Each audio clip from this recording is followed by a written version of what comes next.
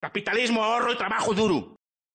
Lo que decía es que si alguien está escuchando esto y quiere contrastar, puede ver el índice de la Heritage Foundation, no el índice, creo que es de la Heritage Foundation, el índice of economic freedom, el índice de libertades económicas del mundo, que ordena a los países del mundo pues de más liberales a menos liberales. Ahí el señor Ramírez podrá comprobar perfectamente que Alemania puntúa mucho más alto que España en libertades económicas. O sea, si queremos un modelo alemán, habría que liberalizar mucho la economía española, si eso se refiere. Ahora, convendría acotar lo que es socialdemocracia, porque no es un concepto fácil de definir. Porque Alemania ahora está gobernada por una socialdemocracia, pero en los últimos años estuvo gobernada por partidos supuestamente pues de derecha, ¿no? Que no son tan, que no son tan,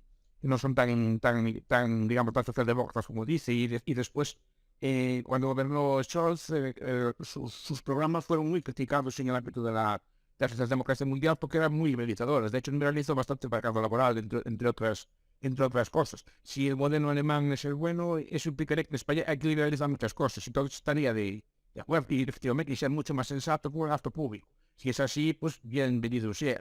Y, por cierto, países socialdemócratas, los países nórdicos, todos ellos puntúan en el top 20 de los países más libres económicamente del mundo. Porque cuando hablamos de socialdemocracia, la confundimos con intervencionismo. Efectivamente, los estados de bienestar, pero sueco, danés, sobre todo de Dinamarca, que son los países más libres que hay, o Finlandia o Noruega, efectivamente son impuestos altos, pero la economía es muy libre. Es decir, está mucho más desregulada que está, por ejemplo, en España, en Portugal, o en Italia, o en Francia. Es decir, por ejemplo, en esos países que estoy citando no hay salario mínimo. En esos países el despido es prácticamente libre. ¿No? Es decir, la capacidad de creación de empresas es mucho más libre que aquí. Eso sí, los impuestos son altos y cuidado, no son tan altos. Son parecidos a los españoles. Por ejemplo, la estructura de tipos de Suecia, hombre, puede ser algo superior, pero no es muy diferente a la española. Si España cotiza menos impuestos que los países nórdicos, para la tasa de paro de España es mucho mayor. Que si 2 millones de parados o 1 millón de parados en España, en vez de estar cobrando, digamos, el paro, consiguiéramos que se pusieran a trabajar, vería con una tasa de impuestos españoles muy parecida a las de esos países. O sea, que usted lo que está diciendo es que un empresario, sabiendo que el trabajador produce más bien tratado y bien tratado, lo trata mal a veces para producir No, menos. No entiendo yo de cada no, empresario. no dije eso. No dije eso. Dije, Vamos dije a... que hay dos, para mí hay dos fórmulas para que un trabajador sea productivo. Una, intentar, más que nada no para que el trabajador, sino para que la empresa genere beneficios o para que la empresa crezca. Una, la especulación salarial, básicamente, pues ofrecer y pagar lo menos posible a la gente, ¿vale? Y ofrecer las peores condiciones posibles, porque hay gente que las va a aceptar, porque hay una necesidad para que esa gente las acepte, porque necesitan comer, porque necesitan, bueno, obviamente están en situación en la que no pueden elegir. Y un modelo es el modelo de apostar por la productividad, donde el empresario invierte en el puesto de trabajo, invierte en el trabajador y ese trabajador le devuelve esa inversión pues con más compromiso, mejores resultados y a largo plazo entiendo yo que es una política más adecuada que, digamos, andar especulando con los salarios. Y le digo por qué, porque si no acabaríamos pagando incluso por trabajar. El que a mí que me diga alguien, no, es que es mejor esto que nada, volvemos a tal, vale, es mejor una galleta que nada, pero es que yo no voy a eso, yo lo que quiero es lo que entiendo que es justo y no llevar las cosas al límite. Claro que es mejor no pasar hambre que nada, Pero es que pero... el problema es que claro, aquí no quiero extenderme horas y horas, porque es un tema que me gusta mucho, ¿no? Sí, pero claro, estás pensando, claro, que ojalá pudiera el trabajador, pero para poder invertir en productividad, para poder invertir en el puesto de trabajo, se necesita una cosa que se llama capital. O sea, que lo que están defendiendo ustedes es el capitalismo, me parece a mí, ¿no? Es decir, obviamente los trabajadores en los países ricos cobran más, no porque el patrón sea mejor que el patrón que dice usted de Malta o de cualquier otro país, supongo que el ser humano es igual en todas partes, tanto el trabajador como el obrero. Si el empresario paga más en un país que le gusta a usted como Suecia, no es porque sea mejor persona que el de Malta, sino porque allí disfruta de unos bienes de capital que el de Malta no tiene. Es decir, la diferencia entre un trabajador de Malta no es un buen ejemplo. Por ejemplo, pero un trabajador africano, un trabajador de Camboya y un trabajador sueco trabajan los dos igual. pero no producen los dos igual, aún trabajando lo mismo. ¿Por qué? Porque uno trabaja con robots, trabaja con máquinas, trabaja con una infraestructura logística de telecomunicaciones, de electricidad, de servicios, de transporte, que el otro no tiene. Por tanto, la productividad de un obrero, una hora de trabajo se multiplica su hora de trabajo por 100. En cambio, el trabajador de Camboya, por ejemplo, se multiplica por 5. Simplemente trabajando lo mismo uno produce más. El ejemplo que me gusta poner mucho a mí, si usted trabaja con un tractor, trabajando lo mismo, produce 10 o 20 veces más que un trabajador que trabaje con un buey. Eso es cierto, pero El que trabaja con el buey trabaja, sí que trabaja y trabaja mucho. Y yo es bueno que trabaje y que tenga esfuerzo. Pero el trabajador que trabaja con el buey entenderá que no puede cobrar lo mismo que el que trabaja con el tractor. Eso lo entiende. lo entiendo. Entonces, dígame usted cuál es la diferencia, porque por definición no hay puestos de trabajo con salarios bajos per se, eso no existe. Por definición eso no existe en ninguna teoría económica. Explíqueme entonces la tecnología que se utiliza en el sector, por ejemplo, de la hostelería, donde, pues bueno, pueden tener a lo mejor un lavaplatos un poquito mejor, pero no mucho más. No, pero es el salario. No, No, pero el sector servicios depende del sector industrial. Es decir, la fijación de salarios, primero más el sector industrial, aquí es más complejo, ¿no? Que determina los salarios del sector industrial y después se empiezan a fijar los salarios en el sector de los servicios, correspondientemente. Por eso un barbero, pues le cobra, yo qué sé, 10 euros, 11 euros en Santiago de Compostela, pero a lo mejor le cobra 20 euros yo qué sé, en Suecia, no sé cuánto cobra, a lo mejor le cobra 4 euros, creo que sé, en Noruega. pero El trabajo es el mismo. ¿Por qué? Porque el trabajo del servicio está determinado por el resto, por la productividad del resto de la sociedad. usted, señor Bastos, va más contento de trabajar y cree que va a producir más. Hablamos de igualdad más o menos de condiciones, ¿vale? Usted introdujo un factor importante, que es verdad, el factor del capital. Pero yo le pongo un ejemplo de un sector donde el capital obviamente tiene importancia desde la cúspide, pero desde la base no tiene tanto a la hora de producir, que es el sector de la hostelería. Podemos comparar España con Malta, con Francia, es decir, todos los países más o menos se mueven en el mismo rango, a excepción de los nórdicos que pagan más. Entonces, mi pregunta es, ¿usted tendría, o cree que tendría, porque obviamente probablemente no lo vivió ni tal, o sería más productivo si su patrón lo trata bien, si tiene un salario acorde a lo que, no sé, a lo que ambos acuerdan, pero entiende que es justo, o si está en un lugar donde no se siente bien tratado, dejará de ser productivo y estará buscando otro lugar donde lo traten mejor?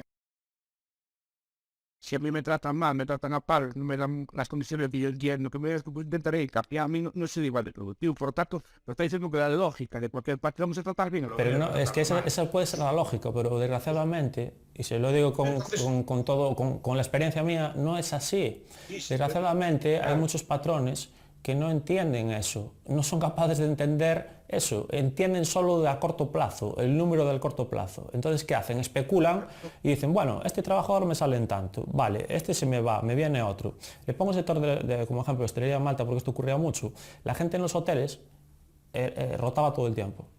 Es decir, ibas allí y no había no pasa como otros, por ejemplo, el sector turístico en España creo que está bastante bien desarrollado, consolidado, ¿no? Por lo menos es de los pocos sectores que yo conozco con los que somos bastante competitivos comparado con el resto, porque en el resto no tenemos ni modelo productivo bajo mi criterio. Pero bueno, es una opinión personal. Pero bueno, ahí pasaba esto, que uno iba a un hotel y a quien se encontraba no sabía indicar dónde estaba la piscina. Estamos hablando de hoteles de 5 estrellas. ¿Por qué? Porque especulaban todo el tiempo con el salario. Ah, no, este 3 euros, el otro tal. Y rotaban, y esa rotación de personal tan grande no se puede... Bueno, sí que es verdad que era un país sumamente flexible, pero no considero que la flexibilidad sea lo mismo que... Estoy de acuerdo con usted en parte, pero no creo que sea lo que yo estoy exponiendo. Es decir, aquí no hablo de flexibilidad, aquí hablo de algo real, casos reales, muy habituales, donde el empresario, que no estoy para nada contra los empresarios, que quede claro, que ponen su trabajo, sus esfuerzos, sus ideas, su dinero, su capital, pero donde creo que optan por políticas equivocadas pensando, como digo, a corto plazo y no a medio plazo. La lógica es ganar dinero, no todos son capaces de ganar dinero igual. Quiero decir, alguno de sus jefes llegó a hacer montar una cadena como los Meliá, como los Riu, Sí, ese tipo de grandes cadenas. el Intercontinental de Malta, lo puedo poner como ejemplo, es un hotel en que cada trabajador cobra 800 euros al mes, el Intercontinental, y se paga por tener una habitación alquilada en Malta, una habitación, 400 euros. Estás hablando de Intercontinental, un 5 estrellas, no estamos hablando de un hotel tal, y donde la rotación, y puedo hablar de más hoteles, Hay grandes cadenas multinacionales de hoteles de Malta. Sí, hay bastantes. Es un país turístico. Pongo el ejemplo ese, pero puedo poner el Meridian, por ejemplo, puedo poner... Más hotel, pero digo una cadena. Así grandes potentes como son las multinacionales españolas que saben tratar el negocio. Un método refiriendo, ¿no? Es decir, y después es Malta una potencia a nivel español, por ejemplo, o equivalente de turismo. O se están equivocando con su política. Es lo que trato de decir. Es tan atractiva Malta para viajar para un turista. Aparte, está diciendo usted que tiene unos precios muy caros. Está diciendo usted que tiene un trabajador poco motivado, poco cualificado. No está vendiendo usted. No la vendo bien, pero bajo mi criterio con razón. Porque no están haciendo bien las cosas, no están tratando... Pero en base a un modelo de especulación salarial, están haciendo que la gente no quiera volver a Malta. Van allí, van una vez y no vuelven. Sin embargo, pues por eso. ya, pero no son buenos empresarios. Entonces, está de acuerdo conmigo que también hay malos empresarios, como también hay malos gobernantes detrás de un Estado. Pues hay malos, como hay buenos trabajadores y malos trabajadores. Claro, los malos, por ejemplo, el mercado al final acaba poniendo anuncios. Y ese tipo de lógica de trabajar a lo bruto y así puede valer en determinadas circunstancias. Pero normalmente el empresario sabe que si el trabajador está contento gana más, pero también gana más él. Si no tiene ningún interés en tratar mal al trabajador. Bueno, el interés no es, es que después hay gente que lo haga mal. Es decir, eso es como todo. A ver, usted va a la plaza, va a cualquier tienda, todos los empresarios que allí, todos los tenderos, todos quieren ganar dinero. O va a una zona de bares, como hay en Chantada o como hay en Santiago, como hay en otros sitios, ¿no? Que usted va a tomar bares. Ve bares que están llenos y bares que están vacíos. ¿Sí o no? Sí, correcto. Es la misma cara. Ven, pero los dueños de todos los bares, todos quieren ganar dinero. Solo que unos lo hacen bien y otros lo hacen mal. La lógica de todos los tenderos, la lógica de todos los comerciantes, la lógica de todos los empresarios, la lógica de todos los hosteleros es ganar dinero. Solo que unos saben hacerlo y saben cómo conseguir los mejores trabajadores. O como tirar, y otros no saben. Igual que profesores somos todos. Y todos damos clases. Que usted, supongo que en su vida profesional y estudiante, reconocerá que no todos los profesores son iguales. Por supuesto. Pero, bueno, nosotros es igual, pero todos a lo mejor parte de la misma fe, pero unos saben y otros no saben. Pues esto es lo mismo pasa. Hay empresarios que saben y empresarios que no saben. Los empresarios que actúan así, o un profesor que maltrata a los estudiantes, que no lo saben, tal, pues será un profesor, pero después no puede ser su objetivo. Pero entonces podemos aplicar esa misma lógica a la gente que trabaja gobernando los estados, ¿no? Por supuesto. Entonces el Estado no está malo si está bien gobernado y bien gestionado por personas capacitadas. No, el Estado yo me critico a ver, no vengo aquí a hablar, hacer demagogia con esto, pero el Estado si lo critico es por un motivo, no por moral.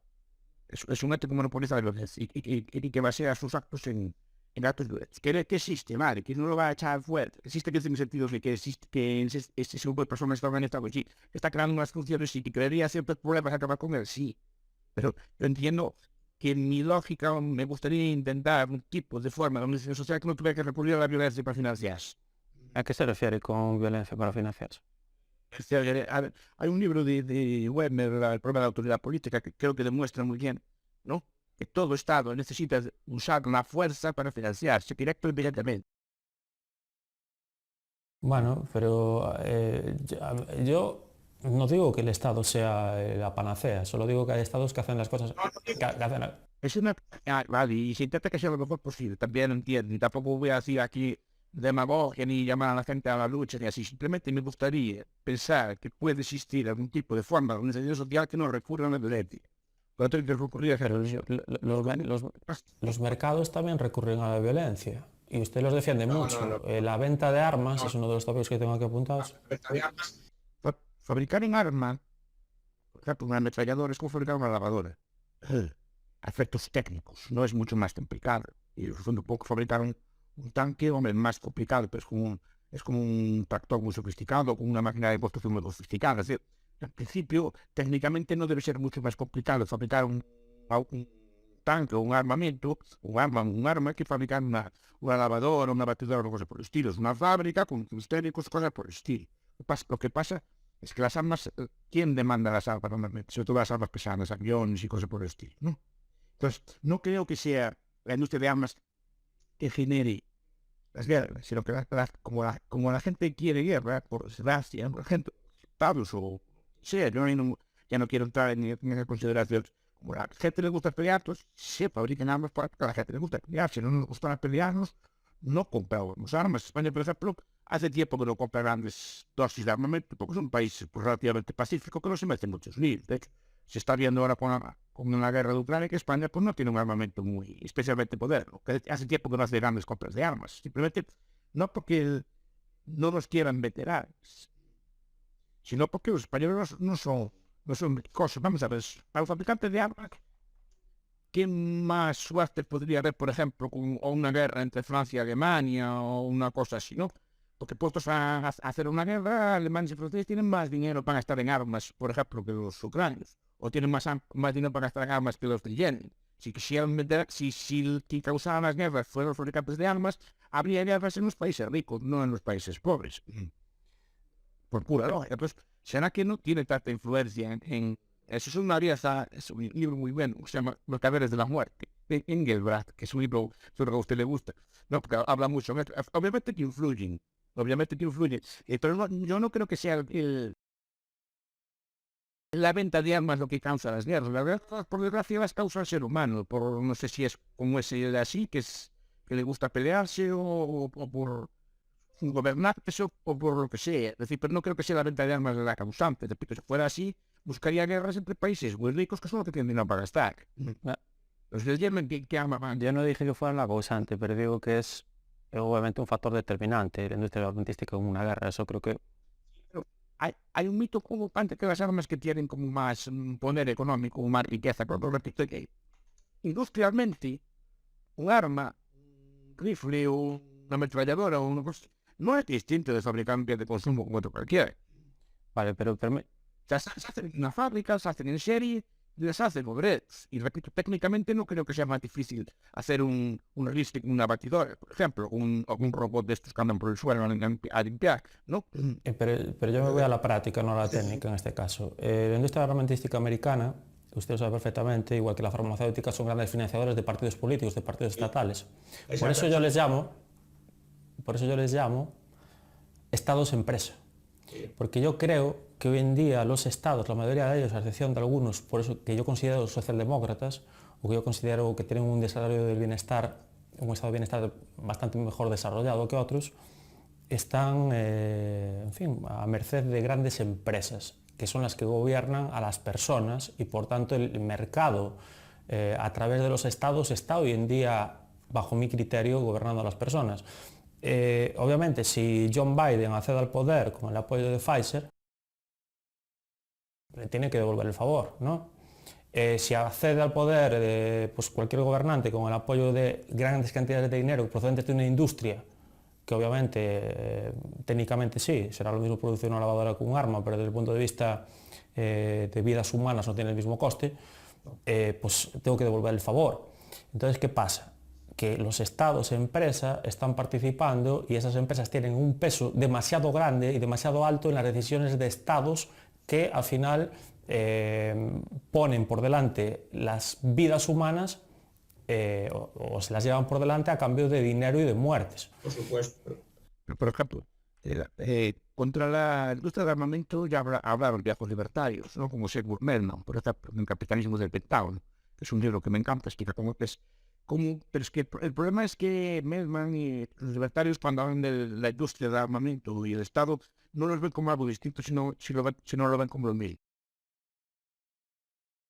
Que es decir, el complejo militar industrial, que parece que es una cosa conspiranoica, pero responde a una frase del presidente de Eisenhower en su discurso de despedida, que es que era lo más temible que tenía Estados Unidos, el complejo militar industrial. Pero el complejo militar industrial se fija, está imbricado con el Estado. Es decir, los altos cargos de ese complejo militar industrial saltan a la política y de la política saltan al complejo militar industrial, ¿no? Entonces, yo no sé hasta qué punto son distintos del Estado. Es decir, el Estado puede fabricar las armas directamente a través de industrias nacionales, bien, muchos países tienen empresas nacionales de armamento, o puede hacerlo a través de forma indirecta, igual que puede prestar la sanidad pública de forma directa o de forma indirecta, pero en ambos casos es sanidad pública. O que puede dar educación, por ejemplo, a través de escuelas públicas directas o a través de escuela concertada. Entiendo. Entonces, Entonces, no sé hasta qué punto son distintas del Estado. Algunos tenemos del Estado. De hecho, incluyen ese tipo de industria dentro del Estado, no fuera de él. Aunque esto es de complejo de dilucidar. Y yo creo que apuntan bastante bien. No, pero concuerdo con lo que dice. Ahora bien, el debate sobre que es cierto lo que dice usted, que muchas empresas están aliadas con el Estado. El problema es cuál es el otro. Algunos piensan que las empresas muy malas corrompen a unos antes, que son los políticos, y los batineros corrompen y los hacen malos. Otros pueden decir, mire, el gobierno es muy malo y dice las empresas son paganas o os cierro. Os frito a multa, o frío a multas. ¿Me explico? Entonces, es decir, ¿que hay corrupción? Sí, está claro. Y la Pfizer, por ejemplo, la Pfizer supongo que le pagará al gobierno y el gobierno a de vender, por ejemplo, haciéndole patentes. Y la patente que yo sepa no es un instrumento del mercado libre. Es un instrumento del Estado, ¿no? Las patentes, privilegios, que defienden a sus competidores, es una especie de pago de protección, supongo. Ahora, ¿quién es el más culpable de los dos? Es muy preocupante. Y no sé si la Pfizer es la peor. Es muy preocupante, por ejemplo, una de las defensoras, esto yo estoy seguro que estaremos de acuerdo, Miguel, del liberalismo económico más puro en España que yo recuerde es Esperanza Aguirre. Y Esperanza Aguirre utilizó muchos medios públicos para favorecer a sus amigos y después defendía el liberalismo, ¿no? Entonces, al final es difícil saber cuáles son los buenos o los malos, pero por eso me cuesta tanto clasificar a un ente abstracto como malo o a un ente, también el mercado no deja de ser un ente abstracto. No, a ver, Estado no existe. No, por eso. O sea, que no tiene existencia ontológica, no es una persona. El Estado está compuesto por personas y son las personas que lo componen que son buenas o malas. exacto. Yo que la lógica era en muchos estados, no todo el mundo es igual, también lo tengo claro, ni todo el mundo es igual, pero la lógica que impera en los estados es una lógica que conduce, digamos, no es buena lógica, es decir, no es una lógica que se basa en última instancia en el uso del ejercicio del poder, los ejercicios de la fuerza, en el monopolio de la fuerza. Cuando definen los estados como fuerza es más verde, no es un invento nuevo, es decir, es un monopolio de la violencia. Estoy de acuerdo con usted, pero introduzco un matiz. Esta persona que tiene acceso a eso, es probable que Pero estoy de acuerdo con usted, pero ahí está la clave o la diferencia entre usted y yo en la forma de pensar, que usted entiende que es el propio Estado o la persona, bueno, Estado de definición lo sabemos todos, ¿no? La gente que estudia ciencias políticas es un ente abstracto y monopolizador del poder político en un determinado territorio, como acuerdo de la definición. Sí. Abstracto, etc. Que por cierto, usa la palabra, todos los beberianos, y yo me considero en ese aspecto beberiano, usan la palabra violencia, es una definición. Vale, pero como usted dijo antes, que los fabricadores de armas los puso a la altura, en el buen sentido de la palabra, como un ejemplo técnico, ¿no? de los fabricadores de lavadoras, o fabricantes, mejor dicho. Lo que no podemos tampoco es, bajo mi criterio, separar la influencia que tiene el mercado en general en las decisiones que toman las personas que están detrás de los estados. Y eso... Por eso existen lobbies y también asimetrías. Tampoco existe. Son palabras que usamos para definir fenómenos, igual que el Estado. Lo que realmente existe son personas comprando y vendiendo. Pero no hay un mercado que mande así como un señor gordo con un jugo que mande que sea el mercado. No hay. El mercado es usted cuando me manda un enlace, yo uso el enlace suyo, etc. Es decir, no, ese es el mercado. Y que después eso se agrega y se crean empresas por el estilo, sí, pero no tiene existencia. Entonces, el mercado es tan bueno, tan malo, como la persona que lo compone. Eso lo dijo bien. Y dices, mira, si la gente que quiera Biblias, pues te diría que el mercado le daría Biblias, y le daría escapularios, y le daría rosarios, y le daría todo tipo de cosas, si lo que la gente quisiera. Si la gente quiere armas, el mercado te da armas, pero no te da el mercado, te lo dan otras personas. Está dispuesto a pagar por armas, pero a lo mejor no está dispuesto a pagar por Biblias. Tranquilo, que si la gente, el problema es que muchas veces no queremos olvidar que la culpa es de las personas. no es de la institución. Estamos de acuerdo en eso, estoy totalmente de acuerdo. Por eso insisto en decir, y me sigo considerando socialdemócrata, porque creo que hay la posibilidad, no sé si, no quizás con los estados tal y como los conocemos hoy en día, con las actuales estructuras, pero sí que hay la posibilidad, y creo que incluso hay la necesidad de que haya un ente vigilante, ¿vale?, compuesto por personas que obviamente sean gestores, que sepan hacer las cosas bien, que no sé hasta qué punto puedan ser casi incorruptibles, pero es necesario, y explico por qué, porque nosotros vivimos en sociedad. Una comunidad de vecinos, las hay que funcionan bien y las hay que funcionan mal, por ejemplo. Pero es algo natural, ¿no? Tenemos que relacionarnos los unos con los otros. Y alguien tiene que mediar, de alguna manera, en ciertos conflictos, creo yo, porque a veces no somos capaces nosotros de mediar. Es decir, puede pasar un conflicto, puede ocurrir algo entre usted y yo, y tenemos a una persona, un tercero, que medie, ¿no? Pero el papel del Estado es, quizás no como lo entendemos ahora, sino bajo mi criterio, el Estado más moderno, estilo Suecia, estilo Alemania, y aún así hay cosas que corregir, pero desde luego completamente opuesto a lo que pasa en España, bajo mi criterio es proteger a la gente que tiene problemas y que precisamente por esos problemas no pueden ser productivas. Es decir, el mercado que busca producción, es pura definición, es decir, objetos de consumo y producción, sujetos, mejor dicho, de consumo y producción. Bien, si eso es lo que busca el mercado, yo no quiero estar gobernado por un mercado, porque yo no soy un sujeto de consumo y producción, o por lo menos no quiero serlo. Entonces, ¿qué pasa? Necesito un ente, llámelo usted como quiera, vamos a llamarle Estado, para que usted dice que, bueno, que le gustaría otro tipo de ente, que se ocupe de las personas que no son productivas. ¿Cuáles son? Fundamentalmente, pues desgraciadamente las personas que están enfermas, las personas que no tienen, que nacen en unas condiciones totalmente... En fin, incluso estoy totalmente contrario al tema del Banco Mundial cuando define el umbral de la pobreza en $2, cuando no considera factores como vestirse y todo eso, sino solo la comida, ¿no? Hombre, pues una persona con $2 al día, si no se puede vestir, si no puede acceder a una educación, etcétera, pues yo creo que está hablando del umbral de la esclavitud, no del umbral de la pobreza, ¿no? Pero a lo que me refiero, tocando este tipo de temas, es que el mercado solo se fija, como es lógico porque es su función, en el consumo y la producción. Pero tiene que haber alguien que no lo considere usted un número, Miguel. Alguien o un ente o un grupo de personas que no lo consideren un número, un sujeto de consumo y producción. Y le explico el por qué. Pues si usted no puede producir, no es útil para el mercado, pero sigue siendo una persona. Y sigue teniendo unas necesidades. Y para mí es más importante el ser humano que cualquier tipo de intercambio comercial. ¿Usted cree que el Estado es un ente que no nos trata como números? Si yo cuando voy a un ente estatal tengo que dar un número, nadie me conoce allí. ¿Dónde me conocen a mí, sabe? En mi parroquia. Hombre, ¿a usted lo conoce en eso? No, es decir, cuando yo voy a tratar con un ente estatal, como fui el otro día, tengo que dar un número. Bueno, pues usted está tratando con un ente estatal. Un número, ¿no? En mi parroquia, en mi parroquia o en otro tipo de... Yo no tengo que dar números. Me toca un tema muy interesante porque estamos hablando de si el Estado...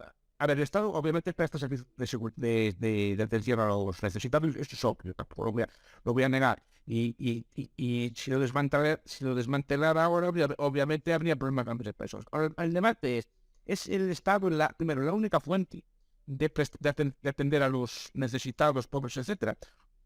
Y segundo, es la mejor, esa es la cuestión. Son dos cuestiones distintas. Uno, si es la única, o si puede haber alternativas, y segundo, si hay alternativas, es el Estado la mejor alternativa para tratar los problemas de pobreza, etc. Porque primero, yo cuando hablo de personas desvalidas así, lo que intento yo es que haya el menor número posible de gente desvalida. Eso es lo primero, ¿no? O sea, un sistema que reduzca primero el número de pobres sustancialmente. Absolutos relativos es muy difícil determinar la pobreza relativa, porque siempre va a haber una pobreza relativa. Pero absolutas sí que se eliminó.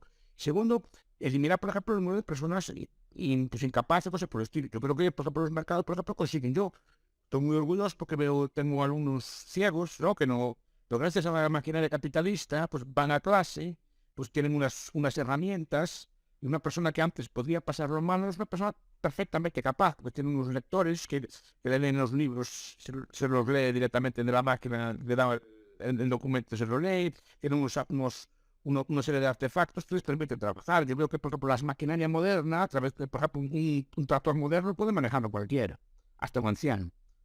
Pues es darle botones. Y eso es lo que quiero yo, que a veces hay que haber menos personas, digamos, y eso sí está logrando. Se meten gracias a la maquinaria moderna, los instrumentos modernos, etcétera, pues cada vez más personas pueden trabajar y ser productivas por los computadores, todos los teléfonos, todo el teletrabajo. Es una maravilla lo que estamos haciendo nosotros ahora. Y esto es, primero, reducir también el número de discapaces. Y después, claro que aún así puede que la gente discapaz. Ahora, ¿cuál es la mejor forma de tratar? Yo es un tema que me gusta mucho, porque no está muy estudiado, es un tema que me gusta mucho. Primero veamos aquí en el pasado. Usted anda por Santiago de Compostela, por cualquier ciudad vieja española, y encuentra un montón de edificios. Es el hospital, Hospitalillo, calle de las huérfanas, que había edificios ya en tiempos remotos y tiempos muy pobres, encargados de atender a huérfanos, enfermos, etcétera. Y eso lo creaban normalmente las religiones organizadas. Se encargaban, y aún quedan restos o buena experiencia de entidades privadas en el sentido que no son estatales, pero que son de entes religiosos, ¿no? Desde la Iglesia Católica, por ejemplo, el Socorro, también lo tenían los sindicatos, tenían los sindicatos activos, el Socorro Rojo, o el Acto de Salvación. Es una cosa que se creaba a través de, tenía un origen religioso, pero después también los sindicatos, en origen, también tenían una función de atención al trabajador. Y después todo es toda la llamada economía social, que hay empresas que simplemente que su beneficio pues lo dedican a atender a los pobres. Vale. Y es un sistema económico. Y ganan dinero para que el dinero que ganen sea para atender a los pobres. Y eso hay bastantes tratados. Que hay muchas empresas que ganan. Pues, yo veo que, por ejemplo, los ciegos españoles siempre fueron capaces de organizarse muy bien y tienen sus empresas y ganan dinero, y el dinero que ganen, pero tienen que ganar dinero. Pues si no ganan dinero no tienen para partir después.